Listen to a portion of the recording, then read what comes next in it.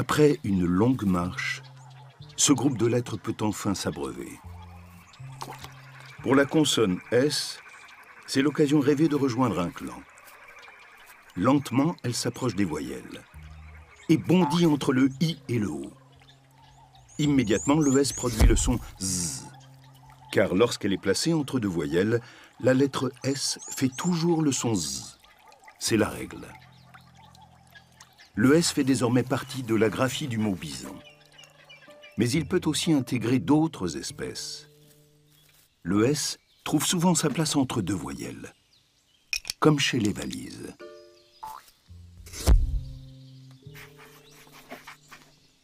Mais les S se déplacent aussi par deux, comme des jumeaux. Et quand deux S trouvent une place entre deux voyelles, comme ici entre le I et le O, ils produisent alors le son S. Ça fait poisson. Il arrive parfois qu'un mot change de sens si on lui ajoute un S. Observons ce cousin. Il contient un S entre deux voyelles. Pour l'instant, il fait le son Z.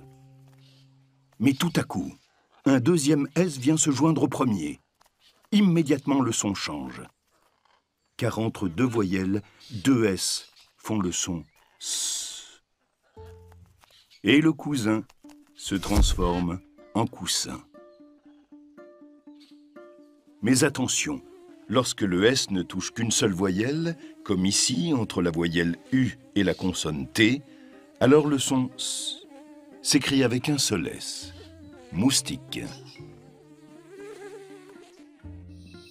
Et ce soir encore, dans la savane, la lettre S fera régner la terrible loi de l'orthographe.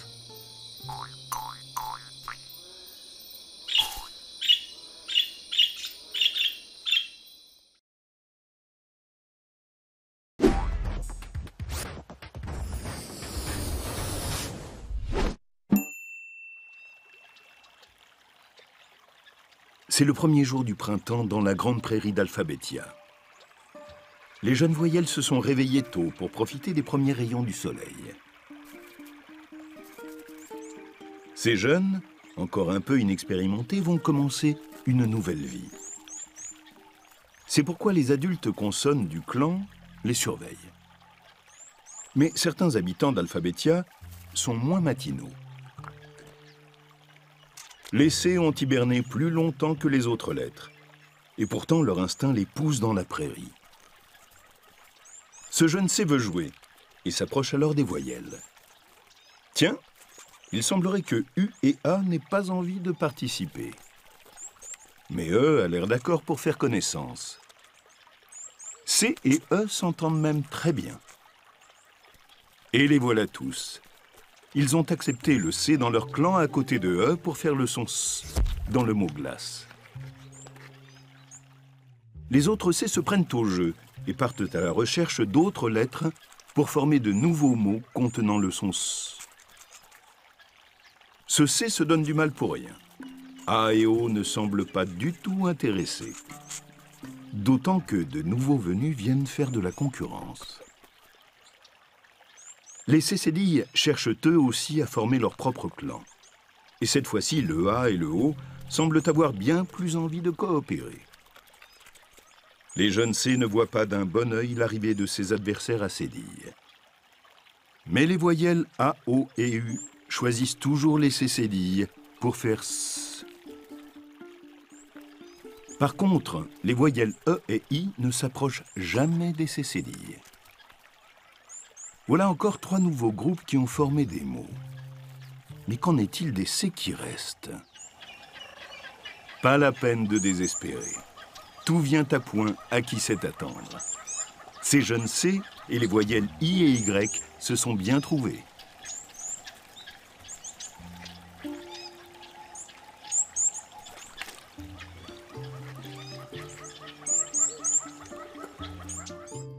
Maintenant, 2 clans se partagent la prairie d'Alphabetia en parfaite harmonie. On les distingue grâce à nos jeunes C et cécédilles, qui bientôt deviendront des adultes.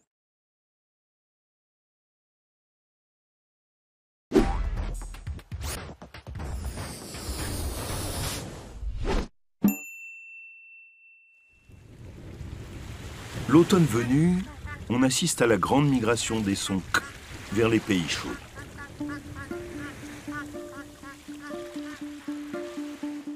Les migrateurs doivent trouver leur place parmi les lettres sauvages de l'île. Ils ne sont pas toujours les bienvenus. La loi de la jungle est rude pour les consonnes venues d'ailleurs. Les i ne s'entendent pas du tout avec les c migrateurs pour pouvoir chanter k, pas plus que les e d'ailleurs. Mais observons la complicité du c avec le u de écureuil. Voilà un autre k, le QU. Voyons comment il va se trouver un territoire pour pêcher des voyelles E, I, ses préférés. Pas facile. Les prédateurs sont nombreux dans ces contrées hostiles. En voilà justement un qui rôde. Va-t-il laisser la vie sauve à cet imprudent?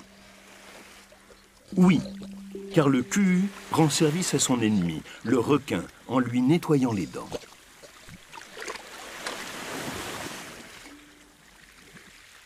Mais le QU aime aussi tout particulièrement les pronoms qui questionnent, comme qui,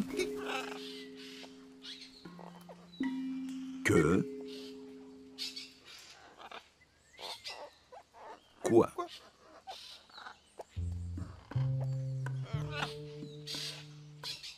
La toilette du prédateur est également utilisée par les C, avec les crocodiles. Les C ne sont jamais présents avec le I et le E pour cacter k. Ils s'assurent la proximité de O et de consonnes amies, avec lesquelles ils peuvent jouer. Le crocodile les protège ainsi des autres prédateurs et les promène. Certains C et Q sont encore plus malins. Ils essaient de se trouver un nid déjà fait. Le C ne s'entend pas avec les E. Pas de chance. Par contre, le QU les recherche. Et jouer les nounous contre un nid de perroquet, c'est un échange confortable.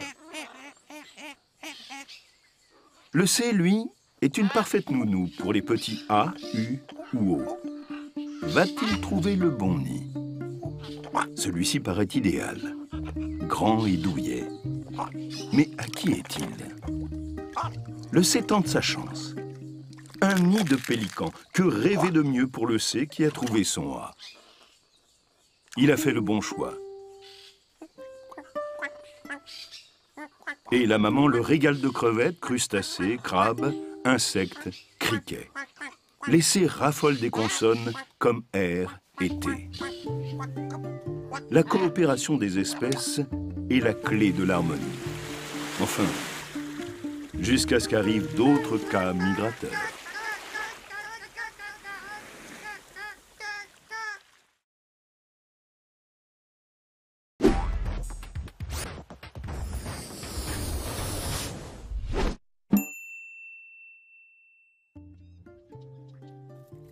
Dès l'aube, la consonne G cherche un mot à se mettre sous la dent. Mais pas n'importe lequel.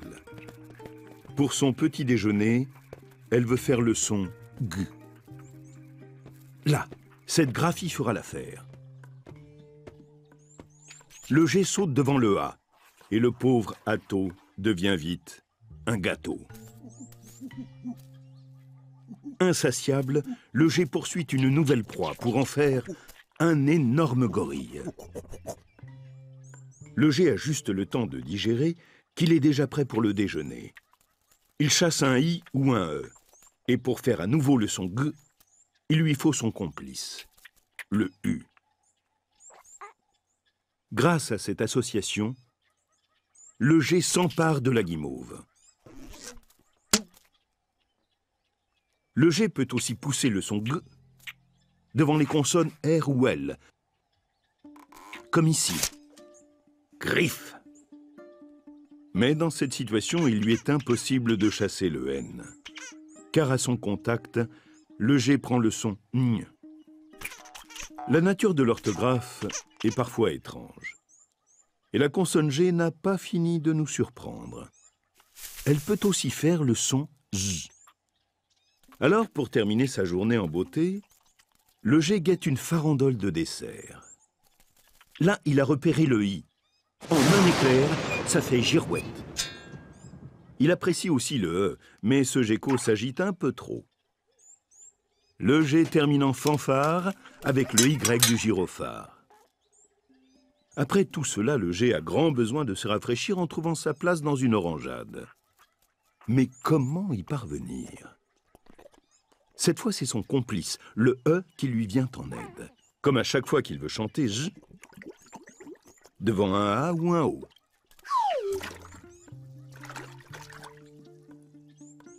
Bientôt, ces petits G deviendront grands et chasseront les graphies en poussant des cris en G ou en J. Grrr, grrr, grrr. Ils auront le choix et ne s'en priveront pas.